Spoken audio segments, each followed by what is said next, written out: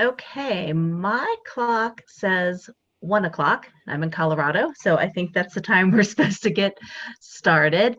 Um, we're gonna, this is basically a repeat performance of the webinar or the meeting that we had on Tuesday, except instead of using GoToMeeting, we're using GoToWebinar, which allows for more participants, but it also is a different format as we're learning and does not have some of the features that GoToMeeting does. So we're going to share the same content, maybe with some slight tweaks on some things that we've learned in the past day or two.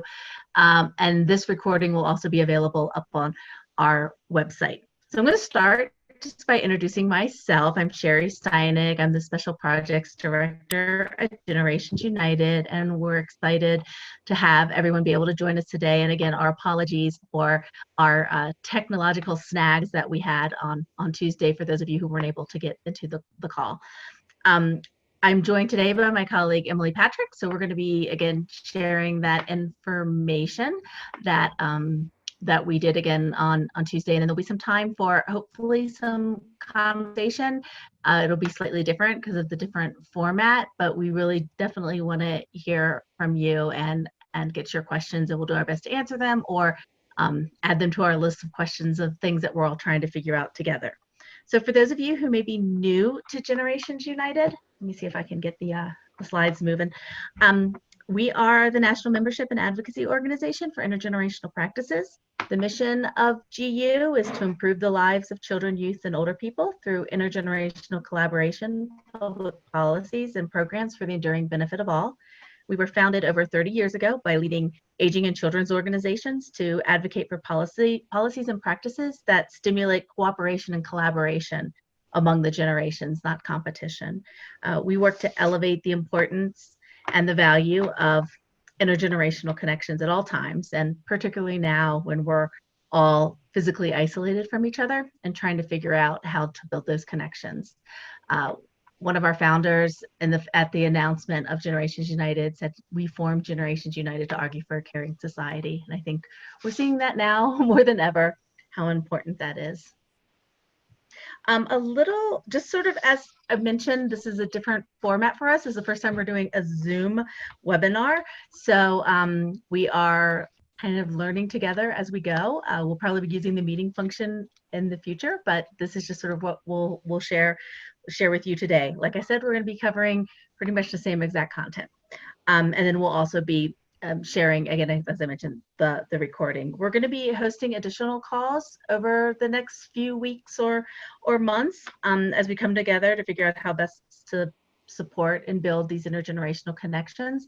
We'll be sending out a survey to you all, as well as our larger network. I think, after this call later this week, just to get a sense of what would be most helpful for you and how Generations United can best support you. So what we're going to do for this call is that we're going to use the chat function to get to know each other. So if you all can just sort of go into the chat right now, open the box, just kind of say your name and where you're from, and send it to all panelists and attendees. Emily's just put a test message in there, so hopefully you can see that. This is how we're going to be. This is the function we're going to be using as we're doing the first part of this presentation. Just to, as questions come up, as your ideas that you want to share or your thoughts, use it in the chat function. When we get to the discussion part, we're going to try to use the raise hand. There's an option for you to ask, or the Q&A, where you can ask a question, raise your hand, and then we should be able to. Our little pre-test showed that we're able to unmute folks, and we can actually have folks can ask questions then. But just kind of chat your friend. If somebody poses a question that you have a great response to, again, feel free to just don't wait for us to ask for responses. Feel free to just jump in there and put your comments there. Great, thank you. So we have a lot of great people. I'm so glad everyone's been able to get on. And then, like I mentioned, we're going to record this meeting. We'll send an email out, and we're posting all of our resources on our website. Liz is going to talk a little bit more about that. I'm going to turn it over to her. Great, thank you, Sherry, and good afternoon, everyone. It's so fun to see some familiar names in the chat box and some new ones I'm not familiar with as well. I am reporting, as you can see, live from my basement in Reston, Virginia today, so I apologize in advance for any dog barking or toddler singing or screaming that might pop up while I'm talking today. But I know many of you are in a similar boat these days. We've all had to be flexible and adapt to our current circumstances. But despite what's happening outside of the comfort of our own homes and walls today, it is just really inspiring to see all of you and know how the intergenerational community is responding with such a passion to maintain ties across generations during this really challenging time. And in fact, I think many of us would agree that it's more important now than ever as we're facing this need for physical distancing. So we really have two goals today. The first one is to do a check-in on one another, share some ways that Generations United and other organizations are making sure that we stay connected as a field. And the other is to share what we're hearing from practitioners around the country, learn your ideas for how we can be working creatively to maintain these intergenerational connections that we know are so critical, especially during this time. So as Sherry has mentioned already, we're going to be asking for you to be sharing your ideas and questions via the chat feature. We're hopeful that we can have some form of discussion near the end of the hour, as we were hopeful to, address some of your needs for more social connections, as we're all facing a little bit of isolation in this time. So thank you for bearing with us as we're working with new technology and kind of adapting as we go here. And then just to reiterate another thing Sherry had mentioned earlier, we are going to be sending out a follow-up survey later this week to find out how we can best be addressing your needs moving forward. So please just be thinking about that a bit as we're meeting. We're here to support you. We want to make sure that we're providing the most helpful resources for you in the field, especially in the months ahead. So please know that as an organization, we're all ears and really eager to hear from you in the field about what it is that you're needing in this time. So first, let's start with a check-in. Really wanting to find out how is everyone doing. Our friend Rachel Cohen from Linkages, Colorado. It's a wonderful colleague of ours from Denver. I don't believe she's on the call today, but hi to Rachel if you are. And during the virtual Linkages meeting that Sherry participated in last week, Rachel asked everyone to check in with this fist to 5 scale. It was a great activity. We want to do that again now, although maybe with a bit of an adaptation for this webinar feature, just to take some time to check in on one another. So your fist represents the low end of the scale. Maybe you wished you were still in bed. We all know and have those days, especially maybe lately. And then 5 fingers means you're feeling great, you're energized, excited to take on the day. And then of course, 1, 2, 3, and 4 are all the feelings that come in between. So right now, I want folks, although we're not all joined by video, maybe just independently at home, reach your hands up and share how you're feeling. And then if you're open to this, please type in the chat box how you're feeling from fist to 5 in terms of how things are going. So I'm just gonna hold for a minute and take some time to kind of see those responses coming in and get a sense of how people are doing.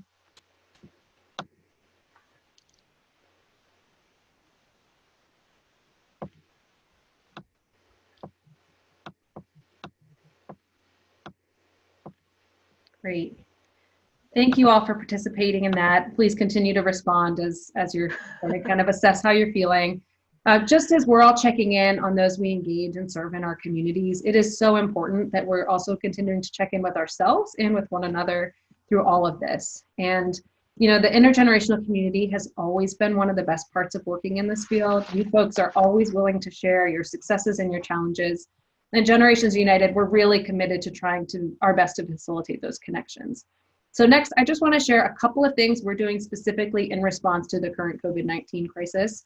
The first is through Facebook. For a few years now, Generations United has hosted a private Facebook group called Intergenerational Connections. Anyone who's interested in learning and sharing about intergenerational programs is invited to join that group. We just have a couple of rules. You got to be kind and courteous, no hate speech or bullying, no promotions or spam, and you got to respect everybody's privacy.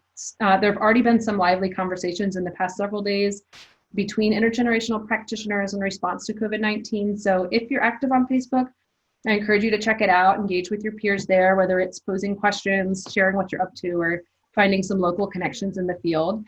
I do also recognize that not everyone uses Facebook, so we are happy to explore other options and channels. If you have ideas you want to share, please just make a note of those if anything comes to mind. We want to hear from you.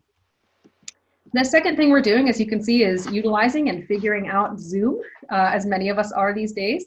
As Sherry said earlier, we are basically building this Zoom plane as we're flying it. We had over 400 people register for the same meeting that we had on Tuesday, which was far, far more than we anticipated.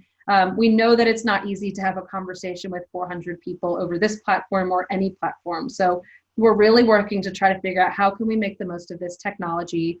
And we do plan to continue to host these large gatherings where we can share and learn about what programs are doing, hear presentations about different models of distance programs, but also want to highlight that we can facilitate small breakouts on this platform where we can use part of our time talking in smaller groups of people with specific interest areas. Maybe it's intergenerational shared sites or school-based programs, local government, senior living providers, just as a few examples.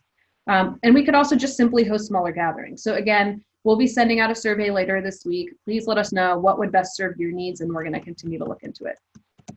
We're also going to continue to host our weekly e-newsletter, Generations This Week, where we share program ideas, resources, news, and funding announcements for the intergenerational field. If you haven't already, you can sign up by visiting our website, which is gu.org, and clicking on the Get Involved button on the top right. We're also going to be sharing the future Zoom meetings there. So if you're not already signed up to receive GTW, this is a really great resource. Go straight to your inbox, and we highly recommend it. And then moving on, speaking of our website, we have also created a landing page on Generations United's website to share responses and resources specifically related to COVID-19. We're also going to be posting the future Zoom meetings there. The URL, it should be there on your screen, gu.org/COVID-19.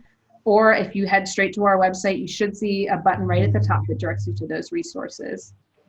I also want to note that I know there are some people who had registered for this call who are specifically interested in grand families or families in which grandparents and other relatives are raising grandchildren. We do have some specific resources for grand families that are also on that same page. So I encourage you to check that out if that's a group that you're interested in as well. And then, of course, I want to note our wonderful friends at Gen to Gen. Karita Brown is on the call today. Our friends at Gen to Gen are also hosting virtual meetings as well. There was a great one yesterday, and they're hosting another one tomorrow. There are some details there on your screen, but you can find more information and the registration links for those calls at generationtogeneration.org. And finally, just want to note that I imagine there are plenty of other resources and opportunities we've missed. Please let us hear from you. Let us know if there are other opportunities, whether it's locally, regionally, or nationally. We are happy to promote these efforts. We at Generations United really believe the more that we're all talking about this and these issues together, the better it is for everyone. So for that, I'm going to pause and kind of check in and see if there are questions or comments that came in through chat during this time. Otherwise, I'll hand it back over to Sherry. Sherry, did you see anything?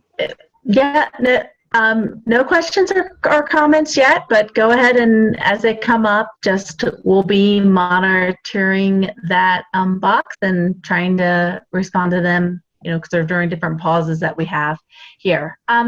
Here's our website, and you can see, I think you all can see my mouse too now. I wasn't able to do that yesterday or the other day, new features. So all of our resources are right there at the COVID-19 landing page on our on the website.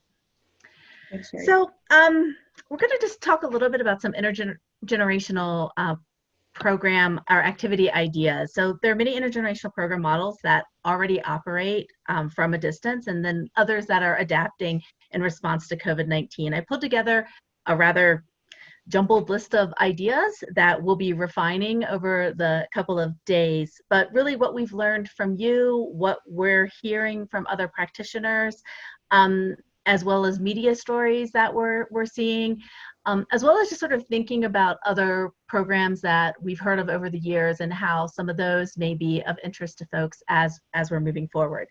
Things are changing rapidly, and some of this information on some of the websites that I'm linking here may be a little bit different than what I'm saying, because I haven't had a chance to really go and catch up on everything. So sort of the first bucket that I was putting some program ideas in was sort of a pen pal model, or some of these intergenerational programs for years have had these great intergenerational pen pal programs. So just sort of the ways that these can be adapted or implemented now is that we know that we've heard of sites that are making videos, that programs that are having children make video greetings, sing songs, and then sharing those with their adult friends or partners through sort of the organization, sending them to activity directors or staff at the senior facilities to get those out to the adults to let them know that the kids are still thinking of them.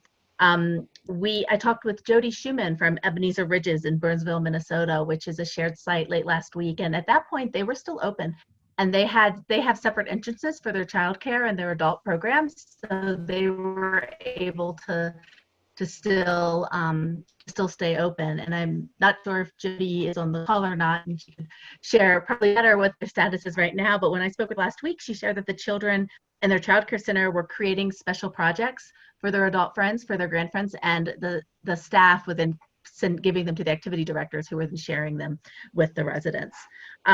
We've heard of a number of music classes, intergenerational music classes that are using Zoom to provide sort of to continue the music and the connections as well as they can. Of course, we've heard of a lot that are also facing challenges because and a lot of adults aren't able to congregate together in their spaces. They're staying in their rooms or in their houses. So sort of everyone's sort of trying to modify and figure out ways to get that technology to people. We have also heard of places that have smart TV screens, and they're bringing them in to folks and letting them participate from their apartments and their rooms as well. A couple of projects that have come up that I wanted to share is ways that folks that are kind of continuing to write letters or send cards or do some of those types of connections. The Sharing Teens and Elders Project, which is STEP, one of our programs of distinction,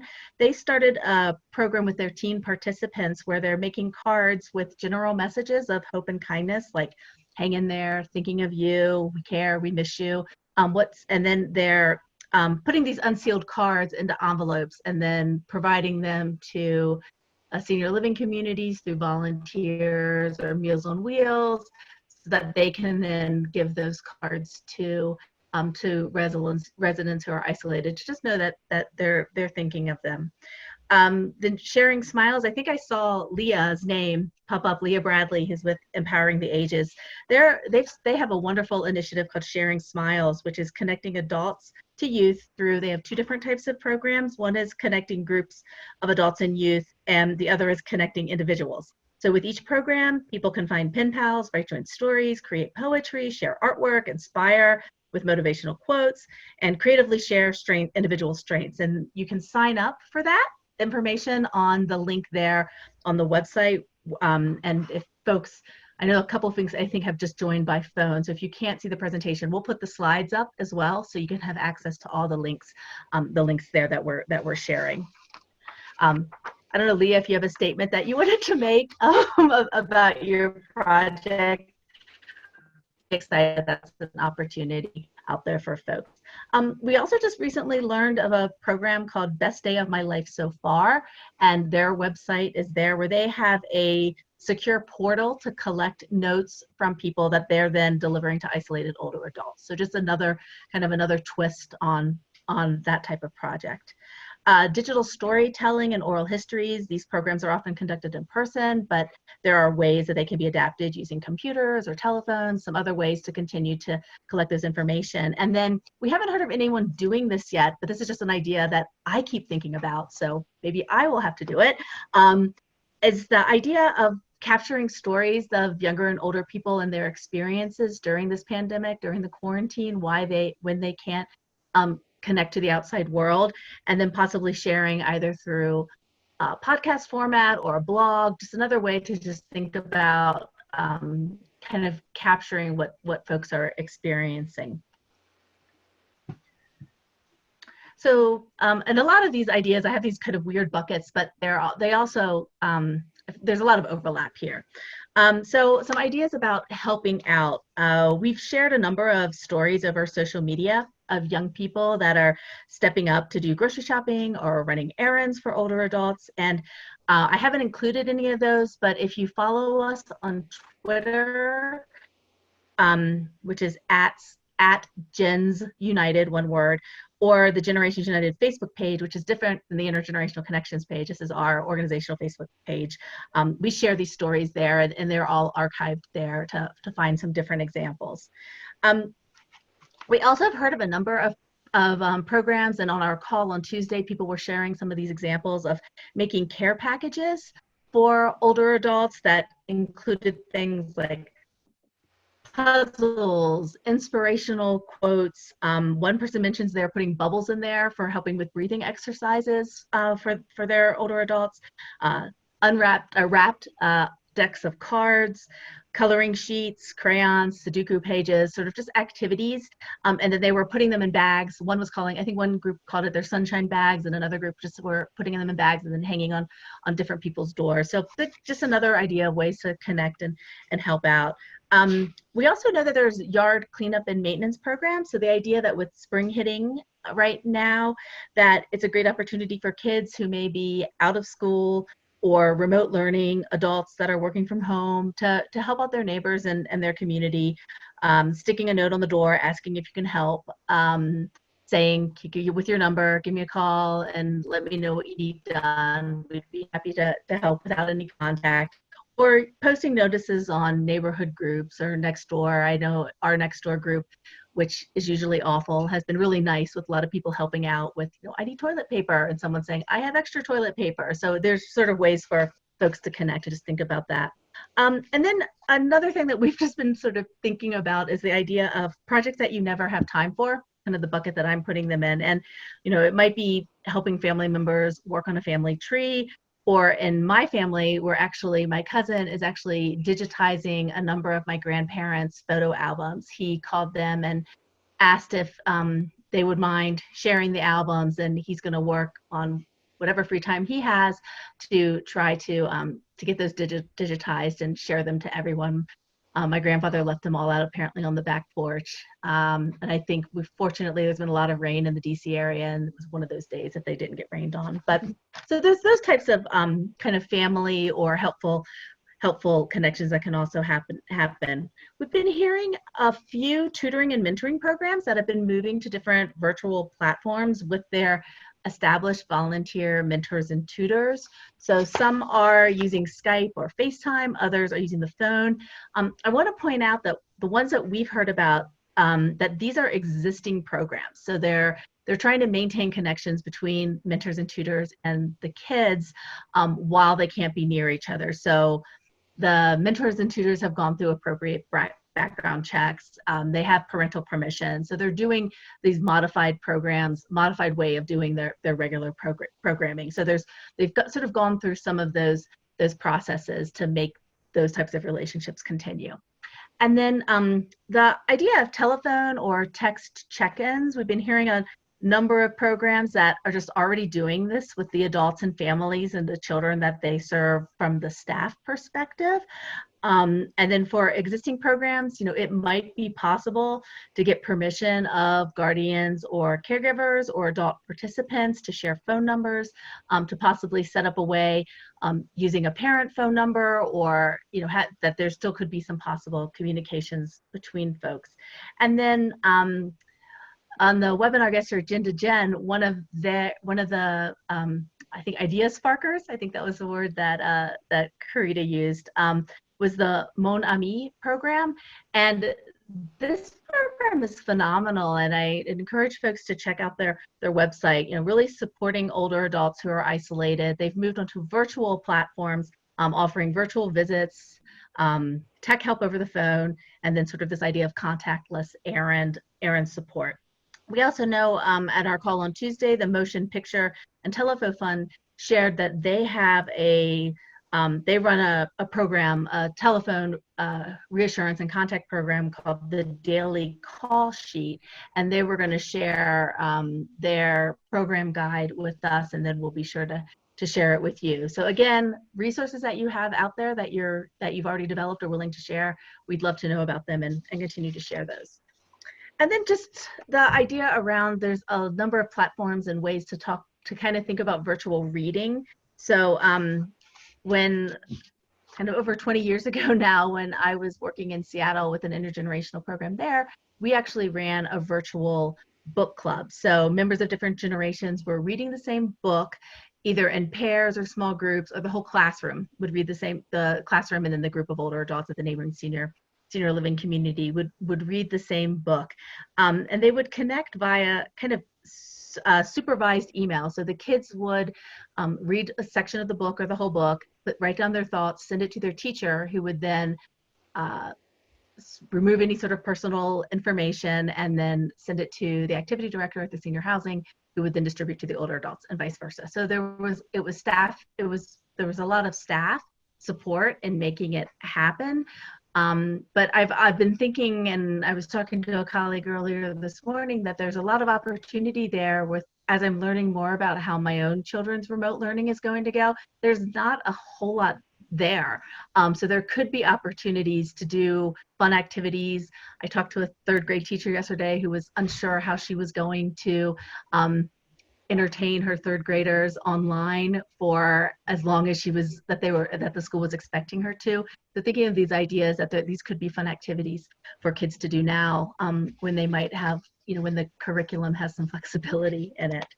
I've heard of folks that are recording or their grand friends or older adults reading stories and sharing those with children when they can't be together.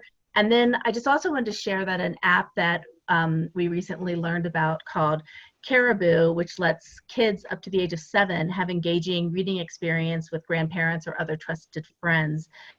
And the startup has recently made the app free during the pandemic. So it's usually, there's I think a $7 cost to use it, a subscription fee, but right now it's free. So if you know people that are connecting with younger kids, that might be something you'd want to check out right now. It's supposed to be a safe and secure platform. I haven't used it, but we've heard some folks say some good things about it. And then the last sort of area that we're going to touch upon is the concepts of sort of online gatherings and activities, either recorded or live streamed.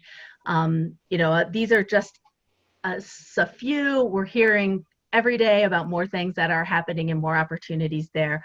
Kairos Alive has a daily swing class that they're doing this week, which is a 10-minute dance party on their Facebook Live page at, I believe it's at 4 o'clock Eastern time. And yeah, so as we said the other day, you can get off this call and head over to the dance party on their website. Short, fun way just to sort of get up and move and dance around your living room. Senior Planet has a wealth of virtual events that they're doing right now. Lunch and Learn, exploring tech classes. Some of my favorite ones when I was checking out their website is that they're doing show and tell with your pet. There's a class around the best video games for older adults, and then they're also doing a talent show where you can either show off your talent or just watch other people and enjoy their talent. They have a number of stuck at home guides that they're putting out, and there's one that just includes a whole number of online resources for accessing entertainment and education. So there's links to where you can watch movies and TV shows and get books online, as well as museums that have virtual exhibits. And I will tell you also, on the Gin to Gin call yesterday, someone mentioned that the Monterey Bay Aquarium is doing, it's like they're broadcasting to sort of like ocean scenes. It was like meditations or meditations, like yeah, which I just thought was fantastic. I didn't get a chance to get on this morning, but I'm definitely going to do that this week. The Road has a long-running program, a university without walls, which offers hundreds of classes available over the telephone on a wide range of topics of interest to older adults, and their catalog of courses is available on their website.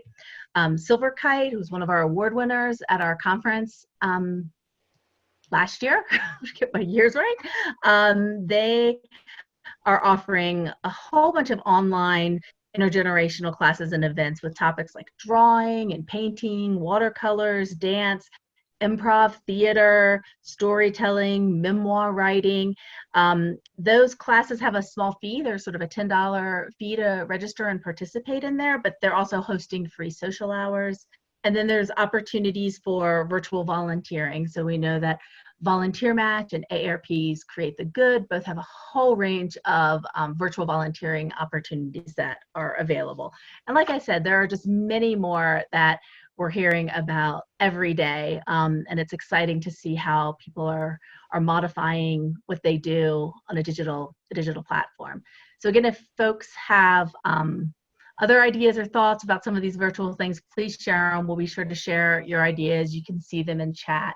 I did want to take a second, though, to talk about an issue that we're very aware of and that we've heard on, I think, every call we've had since we've been sort of promoting technology, is really access to the internet and technology.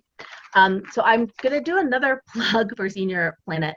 They have one of their stuck at home guides is how to get online. And that's really where I found the most up-to-date information on low cost or free internet access. So they're updating that. So I was on it this morning and there was already more information there when I was on there on Tuesday about different internet service providers and what they're doing to offer internet service for folks. And then from my kids' school, we heard that Xfinity has all of their Wi-Fi hotspots they've made free nationwide, and on their website, so if you know you're in an Xfinity service area, they have their map to where you can find those hotspots. So so again, those answer the question around getting on the internet, but we also know that access to technology is a huge issue, and both having the appropriate electronic device to participate in any of these and then knowing how to use it. So there's lots of tech classes that are going online to teach people how to use technology. And the Senior Planet has a guide to what are some good tools, but those are all have costs. So, so what are the best kind of tablets and different price range for some of those types of information. But we really know that we need to get technology in the hands of people. Folks now have ideas or resources that they've heard about or learned. It's something that, especially we've been hearing it from our grand families groups, that they need this as well. So we're really trying to look for those resources, and we'll be sharing them as we learn of them. But please, if you've had things that have worked, or where people can get discounted or low cost technology or free, then that would be great to hear. And then let me just, so again, just please share those, and we're aware, we're trying our best to sort of collect those resources as well.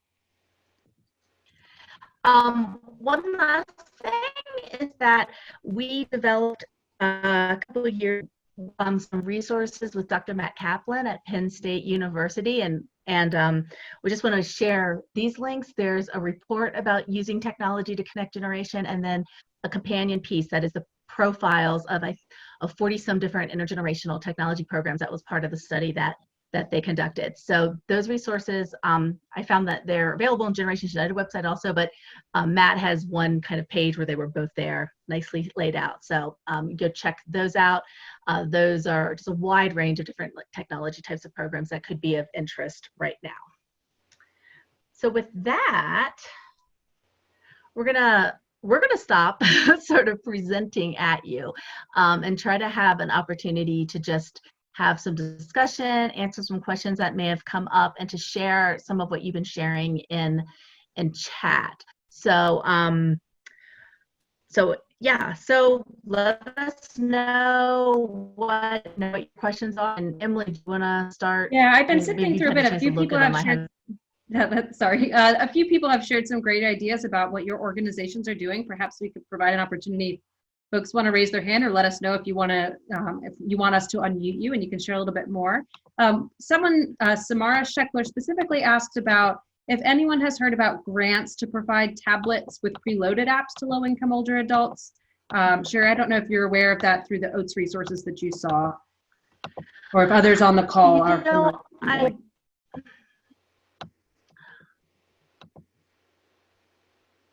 I know that at certain times the Technology Association Foundation have worked with different nonprofits and groups to help provide access technology for specifically for older adults. I'm not sure. I have not looked to see what they're doing. I'll definitely do that after this call and try to see if there's any information there.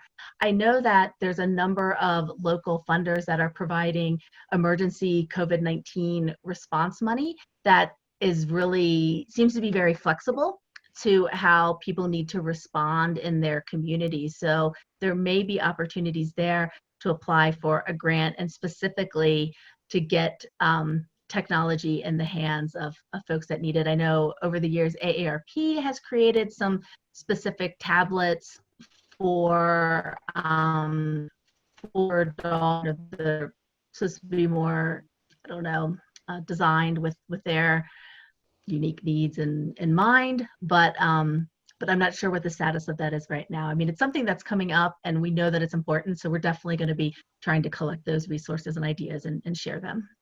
I see our friend Bakal Hanks also mentioned here in chat that for kids, your local PBS kids may have tablets with preloaded apps. Yeah. So that's a great idea. Yeah. Thanks, Bakal.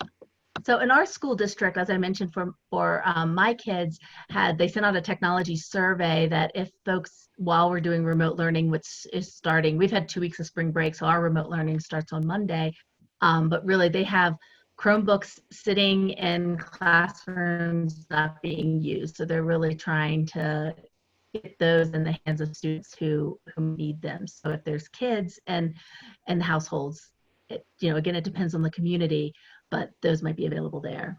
And Orlean Grant added here in chat that Best Buy sometimes has, I don't know if it's grants or resources available. So that's another great place to check. Yeah, thank you. I mean, because if people can't access all these great opportunities, then it's not really helping anyone. It's not helping them. So we feel really strongly about that and appreciate all these ideas. Great. I don't see other questions that have popped up. I've seen a few other activity ideas. I see our friend Jenny Hoover is also doing a pen pal idea at their site, Kendall at Oberlin. And then it looks like in Virginia, Bon Air Baptist Church has a program that's working that feeding school-age kids and visiting older adults. So that looks like an interesting model to be looking into. Yeah, so I'll repeat the name of the foundation. I don't know if they have grants available right now, but I know that in the past they have. It's the Consumer Technology Association Foundation. I guess I'll type it in chat. I'll just type it in chat. So. And Orlean has also asked, technology related, have we run into any privacy issues? I know, Sherry, you had mentioned a lot of the existing programs we've been highlighting are ones that have already had the background checks and we're kind of continuing their model. I'm curious if you have thoughts about that or if there are others on the call who might have a response for Orlean about privacy issues. Yeah, so I know what we're really promoting in terms of kind of those one-to-one or group connections is that it really needs to be facilitated through staff. We need to, you need to sort of, the internet is already an awful place. So we're trying to protect our children and adults and older adults on that. So I think there's a lot around platforms, and we've heard from a couple of different platforms that do sort of provide a secure environment that you may not actually know someone's name, or that it's more of these types of open conversation. You can only respond to questions and things like that, but we don't have a lot of experience with this. I know a lot of programs that have been able to kind of pivot and start doing some of these virtual connections are programs that engage young adults, over the age of 18. So you're engaging an adult with an adult. So they're able to choose whether they want to share their email address or their phone number. And then the Mon Ami program, they have a screening process, and you sort of you can go on their website and request to have someone contact you or request to volunteer. So there's some of that work as well. But I don't think we have really good answers yet for kids that are under 18 other than through some type of coordinated staff program. So either sending it to, a a teen activity center director or whoever might have the contact, and 4-H and I guess we will mention that one of the things that Matt Kaplan did mention on the call on Tuesday was that 4-H has put out a number of internet safety and security guidelines for kids that might be of use too. But yeah, I don't have really great answers yet for that. But that, again, one of those things, the question keeps coming up. On the other side, it was, I know that one of our colleagues mentioned that she has a number of college students and young adults who want to contact, would love to stay in contact with folks from the Adult Day Services program, and they just don't have access to their email. So it's sort of how there's a block there. So you need sort of an administrator or staff who might be able to contact caregivers or find ways to still connect to people now that they can't come to the center. So yeah, there's still a lot of challenges, but I think I've mentioned this on a couple of calls now. In the 20 years that I've been with Generations United, I have never met more creative problem solvers than intergenerational practitioners.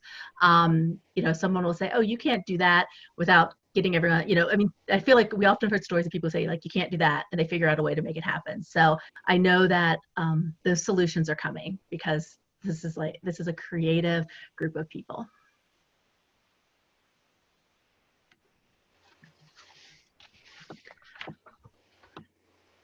Yeah, I think so. Oh, looks like a new message has come up here. Go ahead, Sherry. Oh, well, yeah, I just saw the message come up. It's great. Love this. It's a program where you can order the books you want, and they will have it ready outside the library for curbside pickup, which is sort of the new thing that we're all talking about. Returns are extended. Yeah, museums doing virtual tours. A site that grandparents and kids could experience together during this. Yeah, botanical gardens is one. Could start people gardening. And I'll tell you the other thing that we have not tried yet, but we've been talking about, is that Netflix has a way that you can watch together, like a shared experience. The things, I think these are great ideas to do activities that are remotely, both going online, both going to those resources. Great tips. Catherine Dodson looks like a person I need to know. My 93-year-old grandmother lives in Chesterfield County, Virginia. so I'm making note of these myself for her. That's great. Yeah, other thoughts or questions? Again, I have another colleague who always said, which is one of these lessons that learned, is that you don't know what you don't know till you don't know it. So you may not have the questions now, but as you continue to think or things come up, don't hesitate to contact us, and we'll do our best to either address them or whether it's or frequently asked questions, something on the website that kind of provides some guidance and resources that are available.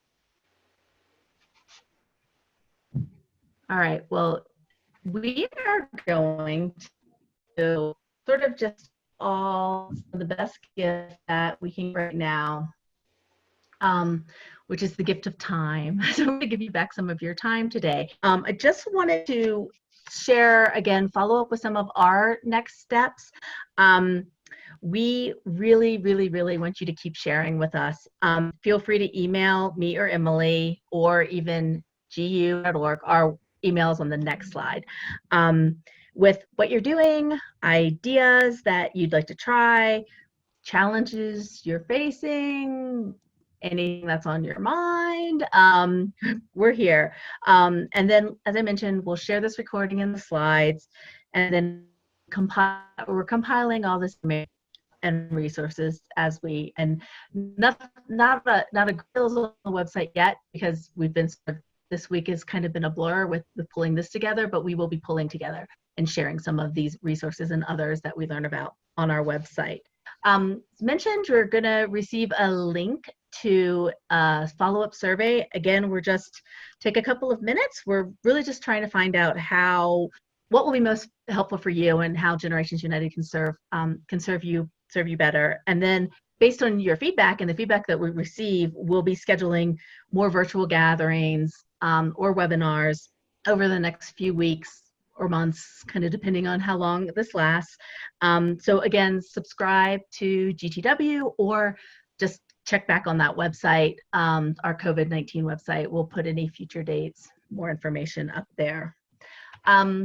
Just also wanted to just share that, we are a membership organization. A lot of what we do is supported by our members, and thanks to those members that are currently on the line here today. But if you aren't a member, just want you to sort of consider joining now, and you can find more information at gu.org/get # involved, and or contact me and Emily. We're happy to talk about it. And again, these are our contact information.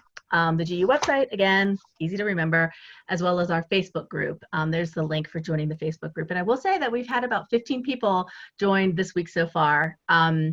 So we'd love to join you, and feel free to ask your questions there.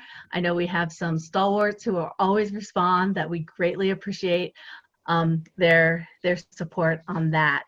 And then I want to final by just thanking you all for joining us today. We appreciate your patience as we're navigating this technology and trying new things out. And then we just want to say that, we know this is a very challenging time for all of us, and we're really grateful for what you're doing to support children, youth, older adults in your community, and the intergenerational field. But also know that we are here to support you, and we look forward to talking with you soon. So we hope everyone is healthy and staying well, and we will talk with you soon. So thank you.